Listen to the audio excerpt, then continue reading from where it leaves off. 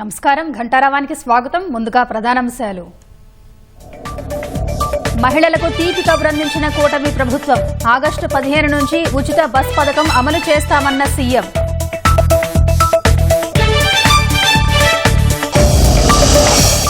ACB కోర్టులో ధనంజయ రెడ్డి, కృష్ణమోహన్ రెడ్డి. మద్యం కేసులో కాసేపట్లో ఉత్తర్వులు ఇవ్వనున్న న్యాయస్థానం.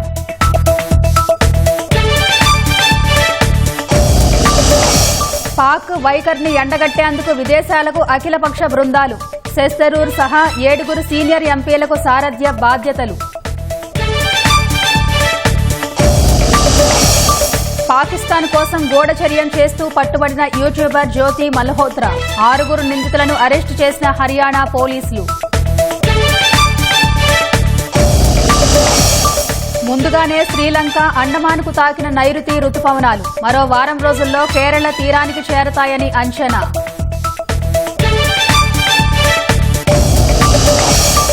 రామోజీ ఫిల్మ్ సిటీలో మిస్ వరల్డ్ పోటీదారుల సందడి. భూతల స్వర్గం అందాలను వీక్షిస్తున్న విదేశీ అందగత్తెలు.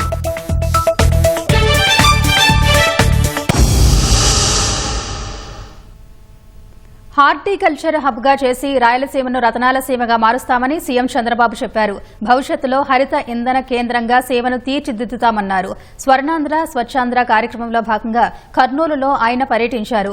మహిళలకు ఉచిత బస్ ప్రయాణం పథకానికి ఆగస్టు 15న శ్రీకారం చుట్టనున్నట్లు సీఎం ప్రకటించారు. ప్రపంచం మెచ్చేలా యోగా డే నిర్వహిస్తామన్నారు. ఆంధ్రప్రదేశ్ ను స్వచ్ఛాంధ్రప్రదేశ్ గా తీర్చిదిద్దేందుకు ప్రతి ఒక్కరూ కృషి చేయాలని సీఎం చంద్రబాబు పిలుపునిచ్చారు. ప్రతి నెల 3వ శనివారం ఇళ్లు, కార్యాలయాలు, పరిసరాల్లోని దుమ్ము దులపాలన్నారు. స్వర్ణాంధ్ర స్వచ్ఛాంధ్ర కార్యక్రమంలో భాగంగా కర్నూలులో పలు అభివృద్ది పనులకు సీఎం శ్రీకారం చుట్టారు. నగరంలోని ధనలక్ష్మి నగర్లో ఉద్యానవనం అభివృద్ది పనులకు శంకుస్థాపన చేశారు. ఉద్యానవనం ఆవరణలో ప్రజా ప్రతినిధులతో కలిసి మొక్కను నాటారు. అనంతరం సి క్యాంప్ రైతు బజార్కు వెళ్లిన చంద్రబాబు స్వర్ణాంధ్ర స్వచ్ఛాంధ్ర కార్యక్రమంలో పాల్గొన్నారు. కూరగాయల వ్యర్థాలతో ఎరువుల తయారీ ప్రక్రియను పరిశీలించారు. అనంతరం ప్రజావేదిక సభాస్థలిలో ఏర్పాటు చేసిన స్వర్ణాంధ్ర స్వచ్ఛాంధ్ర డ్రోన్లు, ఇతర పరికరాల స్టాళ్లను పరిశీలించారు. Absolutely clear, like we have done for Korea Olympic Park. 2 machines used here. No, what I am saying to the area. Machine, how much area? One machine will cover 150 diameter with 5 meter depth in about 15-20 days. రాష్ట్రంలోని ప్రతి నియోజకవర్గంలోనూ రైతు బజార్లను ఏర్పాటు చేస్తామని ముఖ్యమంత్రి చంద్రబాబు అన్నారు. కర్నూలులోని రైతు బజార్ను 6 కోట్లతో రాష్ట్రంలోనే ఆదర్శవంతంగా తీర్చిదిద్దుతామన్నారు. ప్రపంచం మెచ్చుకునే విధంగా విశాఖలో అంతర్జాతీయ యోగా దినోత్సవాన్ని నిర్వహిస్తామని సీఎం చంద్రబాబు చెప్పారు. ఈ నెల 21 నుంచి నెల రోజుల పాటు యోగా కార్యక్రమాలు నిర్వహించనున్నట్లు వివరించారు. రాబోయే నెలలో ప్రధానమంత్రి నరేంద్ర మోడీ గారు విశాఖపట్నంలో 10వ వార్షిక యోగా డే సెలబ్రేట్ చేస్తున్నారు. వారు అక్కడికి వస్తున్నారు. ప్రపంచం మెచ్చుకునే విధంగా ఈ యోగా డే చేపిస్తానని మీ అందరికీ హామీ ఇస్తున్నా. ఇదొక చరిత్ర. యోగా అనేది మన పూర్వీకులు మనకిచ్చినటువంటి వరం, ఒక వారసత్వం. ఈ విషయం మీరు గుర్తుపెట్టుకోవాల్సిన అవసరం ఉంది. ప్రతిరోజు ఒక అర్ధగంట 45 నిమిషాలు మీరు యోగా చేస్తే అన్ని రోగాలు పటాపంచలైపోతాయని చెప్పి కూడా నేను మీకు అందరికీ విజ్ఞప్తి చేస్తున్నా. హాస్పిటల్ పోయే పని ఉండదు. గ్రామీణ ప్రాంతాల్లో చెత్తను సేకరించి ఎరువుగా మార్చే బాధ్యత డ్వాక్రా సంఘాలపై ఉందని సీఎం అన్నారు. రాష్ట్రంలో 75 కేంద్రాలను ఏర్పాటు చేసి తడి, పొడి చెత్తను రీసైకిల్ చేస్తామన్నారు. పల్లె పుష్కరిణి ద్వారా చెరువులను శుభ్రం చేస్తామన్నారు. ఆగస్టు 15 నుంచి మహిళలకు బస్సుల్లో ఉచిత ప్రయాణ సదుపాయాన్ని కల్పిస్తామన్నారు. ఏదైతే నేను చెప్పానో మా ఆడబిడ్డలు బస్సుల్లో ఉచిత ప్రయాణ సౌకర్యం కూడా తొందరలోనే ఇస్తా. దీనికి కూడా ఆలోచిస్తున్నాను. అవసరమైతే ఆగస్టు 15న స్వాతంత్ర దినోత్సవాన తప్పకుండా మా ఆడబిడ్డలు అప్పటి నుంచి ఉచిత ప్రయాణ సౌకర్యం ఏర్పాటు చేసే బాధ్యత ఈ ప్రభుత్వానిది. బంగారు కుటుంబాలకు సాయం చేసే మార్గదర్శులకు ప్రభుత్వం అన్ని విధాలా అండగా ఉంటుందన్న చంద్రబాబు P4లో భాగంగా ఆర్థిక చేయూతనిచ్చేందుకు ముందుకొచ్చిన మార్గదర్శులతో ఆయన ముచ్చటించారు. మార్గదర్శులను శాలువా కప్పి సన్మానించారు. వైసీపీ హయాంలోని మద్యం కుంభకోణం కేసులో శుక్రవారం అరెస్ట్ అయిన ధనుంజయ రెడ్డి, కృష్ణమోహన్ రెడ్డిని సీఐడీ అధికారులు విజయవాడ ఏసీబీ కోర్టులో హాజరుపరిచారు. సిట్ కార్యాలయం నుంచి ఇద్దరిని విజయవాడ ప్రభుత్వాసుపత్రికి తరలించిన సిట్ అధికారులు అక్కడ వైద్య పరీక్షల అనంతరం కోర్టుకు తీసుకెళ్లారు. వీరిద్దరిని కోర్టులో హాజరుపరిచే సమయంలో వైసీపీ ముఖ్య నేతలు కోర్టు వద్దకు చేరుకున్నారు. సీఎంఓ మాజీ కార్యదర్శి ధనుంజయ రెడ్డి, మాజీ సీఎం జగన్, ఓఎస్డీ కృష్ణమోహన్ రెడ్డిని సీఐడీ అధికారులు శుక్రవారం అరెస్ట్ చేశారు. అరెస్ట్ నుంచి భద్రత కోరుతూ వీరిద్దరూ సుప్రీంకోర్టును ఆశ్రయించగా న్యాయస్థానం దారిని కొట్టిపారేసింది. దీంతో వీరిద్దరిని సీఐడీ అధికారులు అరెస్ట్ చేశారు. మద్యం కేసులో ధనుంజయ రెడ్డి, కృష్ణమోహన్ రెడ్డి కీలకంగా వ్యవహరించినట్లు ఇప్పటికే సిట్ గుర్తించింది. ఇక దీనికి సంబంధించిన మరింత సమాచారం మా ప్రతినిధి జయప్రకాష్ అందిస్తారు. జయప్రకాష్, చెప్పండి. నరీష, కొద్దిసేపటి కిందటే ఇరువురు వైపు వాదనలు ముగిశాయి. ప్రస్తుతం మరికొద్దిసేపట్లో దీనిపైన తీర్పునివ్వనున్నారు. ఈ రోజు ఉదయం వీళ్ళని తీసుకురావాల్సి ఉంది. కొంచెం ఆలస్యంగా తీసుకొని వచ్చారు. ఇక్కడ సుమారు 12 గంటల సమయంలో సిట్ కార్యాలయం నుంచి తీసుకొని వచ్చి అక్కడ వైద్య పరీక్షలు చేయించిన తర్వాత ఇక్కడ కోర్టులో ప్రవేశపెట్టారు. మధ్యాహ్నం 2:30 గంటల సమయంలో వాదనలు ప్రారంభమయ్యాయి. సుమారు 2 గంటలకు పైగా వాదనలు జరిగాయి. ఇరువురు తరపున న్యాయవాదులు చాలా వాడివేడిగా వాదనలు వినిపించారు. ఇటు ప్రభుత్వ తరపు వాదనలు నిందితులు ఇద్దరు గత ప్రభుత్వంలో చాలా కీలకంగా పనిచేశారు. మద్యం కుంభకోణానికి సంబంధించి ఇద్దరు దాంట్లో చాలా కీలకంగా అసలు ఆ పథకం రూపొందించిన దగ్గర నుంచి A1 రాజకాశిరెడ్డితో పాటు సజ్జల శ్రీధర్ రెడ్డి వీళ్ళతోటి ఎప్పటికప్పుడు తరచుగా సమావేశాలు కూడా అవుతూ ఉండేవాళ్ళు. అటు హైదరాబాద్ లో, ఇటు విజయవాడలో కూడా వాళ్ళతోటి సమావేశాలు నిర్వహించడం, మాట్లాడటం కూడా జరిగిందనేది సిఐడి ప్రాథమిక దర్యాప్తులో తేలిందని ఇటు ప్రాసిక్యూషన్ తరపు న్యాయవాది వాదనలు వినిపించారు. మరోవైపు వీళ్ళ పరిధి దాటి, అంటే గతంలో వీళ్ళు విధులు నిర్వహించిన సమయంలో వాళ్లకు ఉన్నటువంటి విధులు కాకుండా వాళ్ళ విధుల పరిధి దాటి అక్రమాలకు పాల్పడిన నేపథ్యంలో 17A అంటే 17A ప్రకారంగా కాంపిటెంట్ అథారిటీ నుంచి ప్రీ అప్రూవల్ తీసుకోవాల్సిన అవసరం ఉంటుంది ప్రభుత్వ ఉద్యోగుల్ని కనుక అరెస్ట్ చేయాల్సి వస్తే. అయితే ఇప్పుడు వీళ్ళ పరిధి దాటి వ్యవహరించిన నేపథ్యంలోనే ఖచ్చితంగా వాళ్ళ 17A ప్రకారం ఫాలో అవ్వాల్సిన అవసరం లేదని ఇటు ప్రభుత్వ తరపు న్యాయవాది వాదనలు వినిపించారు. మరోవైపు ఇందులో వీటికి సంబంధించినటువంటి ఆధారాలు చాలా ఉన్నాయని ఇటు కోర్టుకి తెలిపారు. అటు నిందితుల తరపు న్యాయవాది అసలు అరెస్టు సక్రమంగా చేయలేదని, అరెస్టు చేసే సమయంలో నిబంధనలు పాటించలేదని తెలిపారు. సిట్టుకి ఇతర పరిధి వేరే ఉంటుంది అని తెలిపారు. అయితే సిట్టు పరిధి అనేది ప్రత్యేకంగా ఏమీ లేదు. సిఐడి ఆధ్వర్యంలోనే ఈ సిట్టుని పర్యవేక్షిస్తుంది. సిఐడి ఏడీజీ ఆధ్వర్యంలో ఈ సిట్టు పర్యవేక్షణ జరుగుతుంది. సిట్టు ఇన్ఛార్జి ఇటు విజయవాడ సిపి అయినప్పటికీ పర్యవేక్షణ మాత్రం సిఐడి ఆధ్వర్యంలో జరుగుతున్నందున దీనికి ప్రత్యేకమైనటువంటి పరిధి లేదు అని ఇటు పబ్లిక్ ప్రాసిక్యూటర్ వాదనలు వినిపించారు.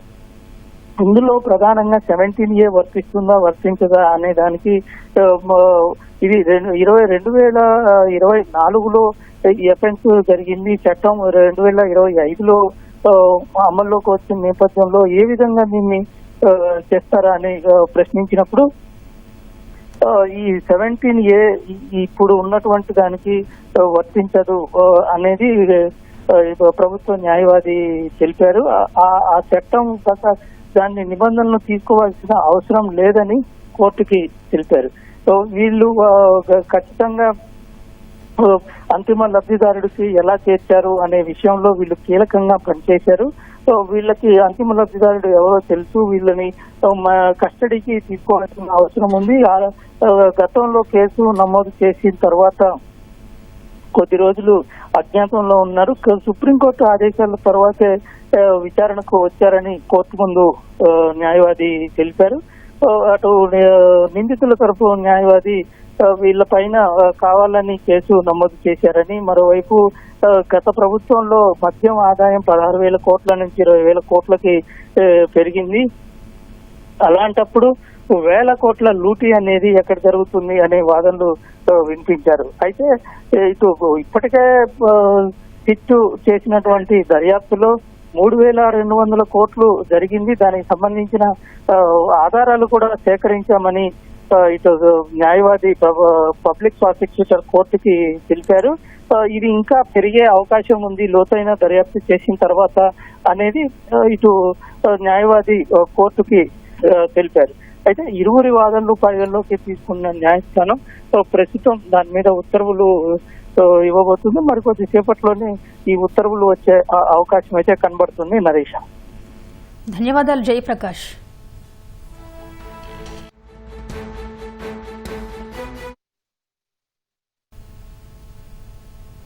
మద్యం కుంభకోణం కేసులో నిందితుడు సజ్జల శ్రీధర్ రెడ్డి 3వ రోజు విచారణ ముగిసింది. 3 రోజుల పాటు సిట్ అధికారులు ఆయన్ని ప్రశ్నించారు. మద్యం పాలసీ రూపకల్పన, డెస్టిలరీలకు అనుమతులు, అమ్మకాలకు సంబంధించి శ్రీధర్ రెడ్డికి ప్రశ్నలు వేశారు. విచారణ తర్వాత వైద్య పరీక్షల నిమిత్తం ఆసుపత్రికి తరలించారు. 3 రోజుల విచారణ ముగియడంతో ఏసీబీ కోర్టులో న్యాయమూర్తి ముందు హాజరుపరిచారు. అనంతరం శ్రీధర్ రెడ్డిని విజయవాడ జిల్లా జైలుకు తరలించారు. మద్యం కేసులో 33 మంది నిందితులను సిట్ గుర్తించింది.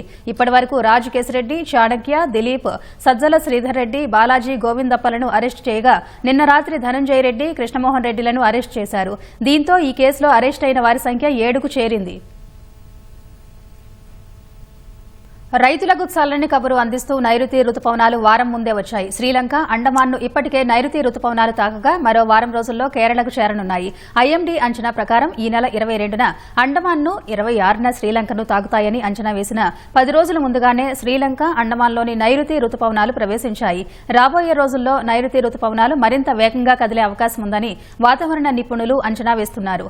మరోవైపు పశ్చిమ మధ్య బంగాళాఖాతం, దానిని ఆనుకుని ఉన్న ఉత్తర కోస్తా మీదుగా కొనసాగుతున్న ఉపరితల ఆవర్తనం ప్రభావంతో రాష్ట్రంలో తేలికపాటి నుంచి ఓ మోస్తరు వర్షాలు కురిసే అవకాశం ఉంది. రాజధాని అమరావతికి భూములిచ్చేందుకు రైతులు సుముఖంగా ఉన్నట్లు పల్నాడు జిల్లా పెదకూరపాడు ఎమ్మెల్యే భాష్యం ప్రవీణ్ తెలిపారు. 2వ విడత భూ సమీకరణ కోసం పెదకూరపాడు నియోజకవర్గంలో అధికారులతో కలిసి గ్రామ సభలు నిర్వహించారు.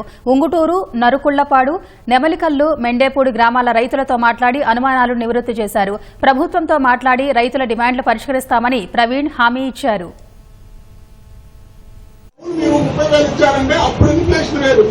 10 సంవత్సరాల ఇన్ఫ్లేషన్ ఖర్చు లేదు, ఇవాళ ఇన్ఫ్లేషన్ ఖర్చు లేదు. 30,000 కౌలు అనేది న్యాయబద్ధత కాదు. అప్పుడు అడిగిన కౌలు ఎంత ఇచ్చారు, వాళ్ళకి 50,000 పోయింది, 60,000 పోయిందా? ఆ కౌలు మనకి ఇస్తే మేము మనకు న్యాయం జరిగేది. ఎందుకంటే రైతు భరోసా నష్టపోతాం, 4% ఇంట్రెస్ట్ వచ్చి నష్టపోతాం. పిల్లలు చదువుల్లో ఉన్నారు, చిన్న రైతు చాలా నష్టపోతాం. దాదాపుగా రైతులందరూ కూడా ల్యాండ్ పూలింగ్ విధానంలో ఇవ్వడానికి సుముఖంగా ఉన్నారు. గత ప్రభుత్వంలో ఎట్లయితే 29 గ్రామాల్లో ప్రజలు నిర్లక్ష్యం చేయబడ్డారో అట్లా మేము మళ్ళీ ఇబ్బంది పడతా సందర్భం రాకుండా చూడండి, మాకు చట్టబద్ధత చేయండి అని అడగడం జరిగింది. చంద్రబాబు నాయుడు గారు కూడా చెప్పడం జరిగింది, దీనికి చట్టబద్ధత కల్పిస్తామని. మా నియోజకవర్గానికి సంబంధించి అమరావతి మండలం, వైకుంఠపురం, ఎండ్రాయి, పెదముద్దూరు, అట్లనే కర్లపూడి, ఈ 4 విలేజ్ల్లో కూడా 9,000 ఎకరాల దాకా వస్తుంది.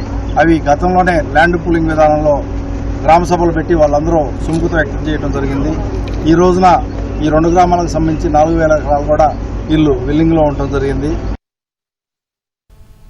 గత ఎన్నికల్లో బీజేపీతో పొత్తు పెట్టుకోకుండా తప్పు చేశామని వైసీపీ నేత నల్లపురెడ్డి ప్రసన్న కుమార్ రెడ్డి అన్నారు. అవకాశం ఉంటే ఇప్పటికైనా బీజేపీతో కలిసి నడవాలని, రానున్న ఎన్నికల్లో కలిసి పోటీ చేయాలని జగన్ను కలిసి చెబుతానని ఆయన అన్నారు. నెల్లూరు జిల్లా కోవూరులో వైసీపీ నూతన కార్యాలయం ప్రారంభించిన ఆయన మోదీ ఆధ్వర్యంలో పాక్కు భారత సైన్యం గట్టిగా బుద్ధి చెప్పిందన్నారు. నేను చెప్తున్నా, నరేంద్ర మోడీ గారు చాలా బాగా చేశారు, చాలా ధీటుగా ఎదుర్కొన్నారు. నా వ్యక్తిగత అభిప్రాయం, ఈ భారతదేశానికి ప్రధానమంత్రిగా 20 సంవత్సరాలు నరేంద్ర మోడీ గారు ఉండాలని చెప్పి నేను నా మనస్ఫూర్తిగా వ్యక్తిగతంగా కోరుకుంటున్నాను. మా జగన్మోహన్ రెడ్డి గారికి కూడా మనవి చేసుకుంటున్నా, రేపు కలిసి కూడా చెప్తా. మోడీ గారు గాని అవకాశం ఇస్తే భారతీయ జనతా పార్టీతో కలిసి ముందుకు పోదాం. మొన్ననే తప్పు చేశాం. 24లో వాళ్ళు ఎదురు చూసింది వాస్తవంగానైతే మనం వాళ్ళతో ముందుకు పోకుండా వెనకడుగు వేసి ఉంటే మనం చేసింది తప్పే. ఎందుకు వెళ్ళకూడదు భారతీయ జనతా పార్టీతో? 5 సంవత్సరాలు ప్రతి బిల్లుకి సపోర్ట్ చేశాం. రాజ్యసభలో పార్లమెంట్ లో. మోడీ గారు ఏమడిగితే అది చేశారు జగన్మోహన్ రెడ్డి గారు. ఎలక్షన్స్ వచ్చేదానికి దూరం అయిపోయినాం. భారతీయ జనతా పార్టీలో చేతులు కలిపేదానికే మీరు ముందుకు పదండి అని చెప్పి నేను జగన్మోహన్ రెడ్డి గారికి మనవి చేస్తా ఉన్నా. తప్పదు, కొన్ని విషయాల్లో మనమే ఒక మెట్టు దిగి రాజకీయాల్లో కొన్ని నిర్ణయాలు తీసుకోవాలి. తీసుకోకపోతే చాలా నష్టపోతాం. ఆపరేషన్ సింధూర్ ద్వారా దేశ సత్తా చాటిన త్రివిధ దళాలకు మద్దతుగా రాష్ట్ర వ్యాప్తంగా కూటమి పార్టీల ఆధ్వర్యంలో తిరంగా ర్యాలీలు నిర్వహించారు. మంత్రులు, ఎమ్మెల్యేలు, ప్రజాప్రతినిధులు, ప్రజలు ఈ కార్యక్రమంలో ఉత్సాహంగా పాల్గొన్నారు.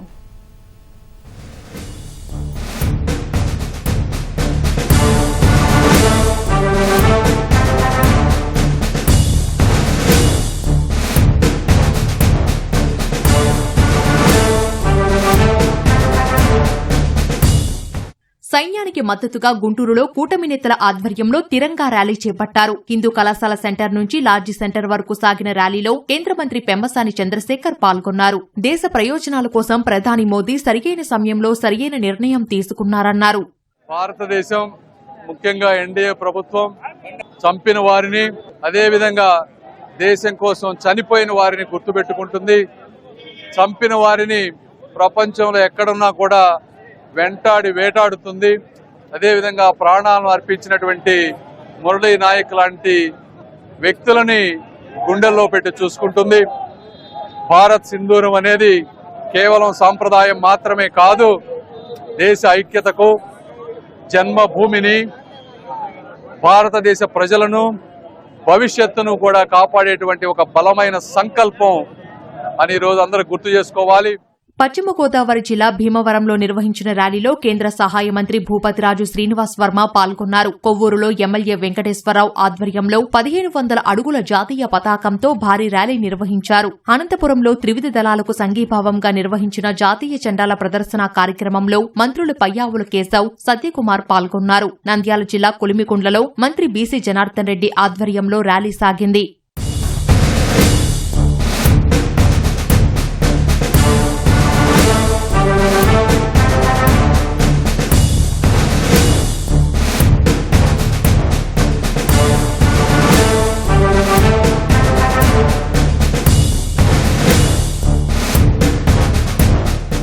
ఎన్టీఆర్ జిల్లా జగ్గయ్యపేటలో ఎమ్మెల్యే శ్రీరామ్ రాజగోపాల్, తిరువూరులో ఎమ్మెల్యే కొలికపూడి శ్రీనివాస్ తిరంగా ర్యాలీలో పాల్గొన్నారు. తిరుపతి జిల్లా చంద్రగిరిలో త్రివిధ దళాల సేవలను కొనియాడుతూ ఎమ్మెల్యే పులపర్తి నాని ఆధ్వర్యంలో ర్యాలీ చేపట్టారు. నెల్లూరు జిల్లా కొవ్వూరులో ఎమ్మెల్యే వేమిరెడ్డి ప్రశాంతిరెడ్డి ఆధ్వర్యంలో పెద్ద ఎత్తున ర్యాలీ సాగింది. అల్లూరి జిల్లా పాడేరులోనూ భారీ ర్యాలీ నిర్వహించారు.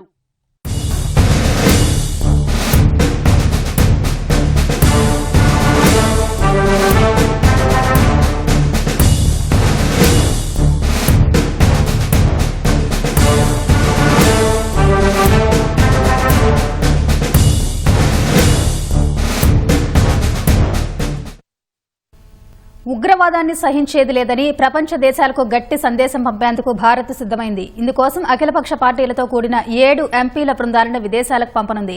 ఆయా బృందాలకు సారథ్యం వహించే 7 సీనియర్ ఎంపీల పేర్లను కేంద్రం ప్రకటించింది. ఈ బృందాల్లో ఎంపీలతో పాటు రాజకీయ పార్టీల నేతలు, దౌత్యవేత్తలు ఉండనున్నారు. ఒక్కో బృందం 4 నుంచి 5 దేశాలను సందర్శించే అవకాశం ఉంది. పహల్గాం ఉగ్రదాడికి ప్రతీకారంగా పాకిస్తాన్లోని ఉగ్ర స్థావరాలపై వైమానిక దాడులు నిర్వహించిన భారత్ దాయాది దేశాన్ని దౌత్యపరంగానూ గట్టి దెబ్బ కొట్టేందుకు సిద్దమైంది. సీనియర్ ఎంపీల సారథ్యంలో 7 అఖిలపక్ష బృందాలను పలు దేశాలకు పంపనుంది. ఈ బృందాలకు నేతృత్వం వహించే 7 సీనియర్ ఎంపీల పేర్లను కేంద్రం ఇవాళ ప్రకటించింది. వారిలో ఎన్డీఏ నుంచి 4కి, ఇండియా కూటమి నుంచి 3 ఎంపీలకు చోటు దక్కింది. ఓ బృందానికి కాంగ్రెస్ కు చెందిన సీనియర్ ఎంపీ శశిథరూర్ నేతృత్వం వహించనున్నారు. మిగతా 6 బృందాలకు బీజేపీ నుంచి రవిశంకర్ ప్రసాద్, బైజయంత్ పాండా, జేడీయూకు చెందిన సంజయ్ కుమార్ ఝా, శివసేన ఎంపీ శ్రీకాంత్ సిందే, ఇండియా కూటమిలో భాగంగా ఉన్న DMK MP Kanimozhi, NCP Sharad Chandra Pawar వర్గానికి చెందిన ఎంపీ సుప్రియా సూలే నాయకత్వం వహించనున్నారు. ఒక్కో బృందం 4 నుంచి 5 దేశాలను సందర్శించే అవకాశం ఉన్నట్లు అధికార వర్గాలు తెలిపాయి. సీమాంతర ఉగ్రవాదానికి వ్యతిరేకంగా కొనసాగిస్తున్న పోరాటంతో పాటు ఆపరేషన్ సింధూర్ తర్వాత పరిణామాల నేపథ్యంలో ఐరాస భద్రతా మండలి సభ్య దేశాలతో పాటు కీలక మిత్ర దేశాలకు ఎంపీలతో కూడిన అఖిలపక్ష బృందాలను పంపనున్నట్లు కేంద్రం తెలిపింది. ఉగ్రవాదాన్ని సహించేది లేదనే ప్రభుత్వ విధానాన్ని ప్రపంచ దేశాలకు స్పష్టం చేయనున్నట్లు తెలిపింది. జాతీయ ఏకాభిప్రాయాన్ని చాటనున్న అఖిలపక్ష బృందాలు అన్ని రూపాల్లోని ఉగ్రవాదాన్ని ఎదుర్కొనే విషయంలో ప్రభుత్వం కఠినంగా వ్యవహరించనుందనే విషయాన్ని స్పష్టం చేస్తాయని కేంద్రం తెలిపింది. ఈ బృందాల్లో వివిధ పార్టీలకు చెందిన ఎంపీలు, రాజకీయ నేతలు, ప్రముఖ దౌత్యవేత్తలు ఉంటారని వెల్లడించింది. భారత్పై ఉగ్రవాదాన్ని ఉసిగొలుపుతున్న పాకిస్తాన్ను దౌత్యపరంగానూ దెబ్బకొట్టేందుకు కేంద్రం విదేశాలకు పంపనున్న బృందాలకు సారథ్యం వహించే ఎంపీల జాబితాలో శశిథరూర్ చేర్చడంపై కాంగ్రెస్ అసంతృప్తి వ్యక్తం చేసింది. తమను సంప్రదించకుండా ప్రభుత్వం నిర్ణయం తీసుకోవడాన్ని తప్పుపట్టింది. కేంద్ర ప్రభుత్వం విదేశాలకు పంపే ప్రతినిధి బృందం కోసం 4 ఎంపీల పేర్లు పంపాలని ఈ నెల 16న పార్లమెంట్ వ్యవహారాల శాఖ మంత్రి కిరణ్ రిజిజు తమ పార్టీ అధ్యక్షుడు ఖర్గేతో పాటు ప్రతిపక్ష నేత రాహుల్ గాంధీని కోరినట్లు ఆ పార్టీ ప్రధాన కార్యదర్శి జైరాం రమేష్ ఎక్స్లో పోస్ట్ పెట్టారు. అదే రోజున రాహుల్ గాంధీ 4 ఎంపీల పేర్లు పంపినట్టు పేర్కొన్నారు. వారిలో కేంద్ర మాజీ మంత్రి Anand Sharma, Rajya Sabha MP doctor Syed Nasir Hussain, Lok Sabha MP Raja Brar, మరో నేత గౌరవ్ గొగోయ్ ఉన్నారని వెల్లడించారు. అయితే కాంగ్రెస్ పంపిన 4 ఎంపీల్లో ఒకరికి కూడా కేంద్రం ప్రకటించిన ఎంపీల జాబితాలో చోటు దక్కకపోవడమే కాకుండా ఆ పార్టీ సూచించని శశిథరూర్ను ఎంపిక చేయడం చర్చనీయాంశంగా మారింది. పాకిస్తాన్ కోసం గూఢచర్యం చేస్తున్న 6గురిని హర్యానా పోలీసులు అరెస్టు చేశారు. వారిలో హర్యానాకు చెందిన యూట్యూబర్ జ్యోతి మల్హోత్రా ఉన్నట్టు పోలీసులు తెలిపారు. 2023లో ఈ యూట్యూబర్ పాకిస్తాన్కు వెళ్లిందని, అక్కడి అధికారులతో భారత్కు చెందిన సున్నితమైన సమాచారాన్ని పంచుకుందని చెప్పారు. పాకిస్తాన్ నిఘా సంస్థకు చెందిన ఓ అధికారితో సంబంధం కొనసాగించిందని, ఇండోనేషియా కూడా వెళ్లొచ్చిందని తెలిపారు. జ్యోతి మల్హోత్రాపై వివిధ సెక్షన్ల కింద కేసు నమోదు చేసి విచారణ చేస్తున్నారు. పోలీసులు అరెస్టు చేసిన వారిలో 25 ఏళ్ల దేవేంద్ర సింగ్ అనే విద్యార్థి కూడా ఉన్నాడు. భారత్కు చెందిన కీలక సమాచారాన్ని అతడు పాకిస్తాన్కు చేరవేసినట్లు గుర్తించారు. పటియాలా ఖల్సా కాలేజీలో పొలిటికల్ సైన్స్ చదువుతున్న దేవేంద్ర సింగ్ తన సామాజిక మాధ్యమాల్లో తుపాకులు, పిస్టోల్స్తో ఉన్న ఫోటోలను అప్లోడ్ చేశాడు. పాక్ అధికారులతో కలిసి ఉన్న ఫోటోలను పోస్ట్ చేశాడు. ఈ క్రమంలో దేవేంద్రపై నిఘా పెట్టిన పోలీసులు గతేడాది నవంబర్లో అతడు పాకిస్తాన్కు వెళ్లినట్లు గుర్తించారు. అక్కడ పాక్ అధికారులు భారీగా డబ్బు ముట్టజెప్పి ప్రలోభ పెట్టడంతో దేవేంద్ర ఉచ్చులో పడ్డట్టు భావిస్తున్నారు. అతడి ఫోన్ స్వాధీనం చేసుకుని ఫోరెన్సిక్ విశ్లేషణ చేస్తున్నారు. భారత్ పాకిస్తాన్ మధ్య ఘర్షణ తగ్గుముఖం పట్టినప్పటికీ సరిహద్దు గ్రామాల ప్రజలను భయం ఇంకా వెంటాడుతూనే ఉంది. బుల్లెట్లు, బాంబులు, ఫిరంగి గుండ్ల శబ్దాలు వారి చెవుల్లో ప్రతిధ్వనిస్తూనే ఉన్నాయి. యావత్ భారతావని విజయోత్సవ సంబరాలు జరుపుకుంటున్న వేళ సరిహద్దు గ్రామాల ప్రజలు మాత్రం నిరాశలో ఉన్నారు. ఇప్పుడిప్పుడే తమ ఊళ్లకు చేరుకుంటున్న ప్రజలు ధ్వంసమైన ఇళ్లను చూసి విలపిస్తున్నారు.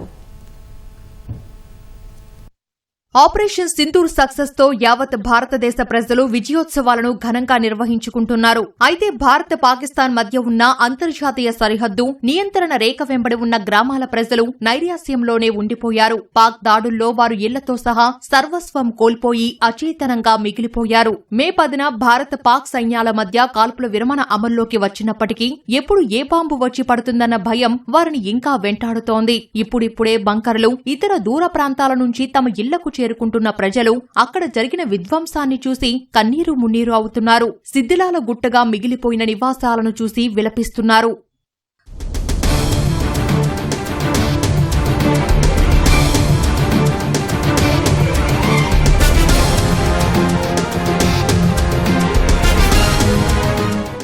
ఆపరేషన్ సింధూర్ జరిగిన రోజు రాత్రే ప్రతీకార చర్యలకు దిగిన పాకిస్తాన్ సైన్యం పంజాబ్, రాజస్థాన్, గుజరాత్, జమ్మూ కశ్మీర్లోని సరిహద్దు గ్రామాలపై తీవ్రమైన కాల్పులు జరిపింది. తర్వాత ఘర్షణ క్రమంగా పెరగడంతో క్షిపణులు, డ్రోన్ల దాడులకు తెగబడింది. మే 8 రాత్రి గింగల్ గ్రామంలో షఫీ, అతని 4 కుటుంబ సభ్యులు భోజనం చేస్తుండగా తీవ్రమైన కాల్పులు జరిగాయి. వెంటనే వారు భోజనాన్ని మధ్యలోనే ఆపేసి బయటకు పరిగెత్తి చెట్ల మధ్య దాక్కున్నారు. వారు చూస్తుండగానే వారి ఇంటిపై పెద్ద బాంబు పడి ధ్వంసమైపోయింది. ఏమాత్రం ఆలస్యం చేసినా లేదా వారు ఇంటిలోనే దాక్కుని ఉన్నా వారి ప్రాణాలు పోయి ఉండేవి. పిల్లల పుస్తకాలు, యూనిఫాంలు, రేషన్, గ్యాస్ అన్నీ ధ్వంసమైపోయాయి. దాదాపు సరిహద్దు గ్రామాల ప్రజలందరి పరిస్థితి ఇలాగే ఉంది.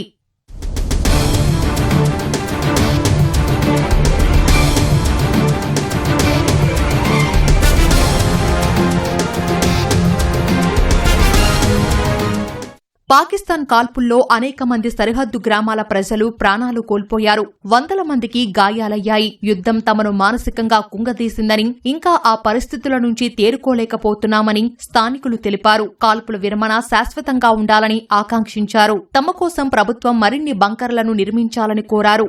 భారత్ పాక్ మధ్య ప్రస్తుతం ఘర్షణ లేకపోయినప్పటికీ భయాలు మాత్రం అలాగే ఉన్నాయి. ప్రజలను విరక్తి, నిరాశ, నిస్పృహలు ఆవహించాయి.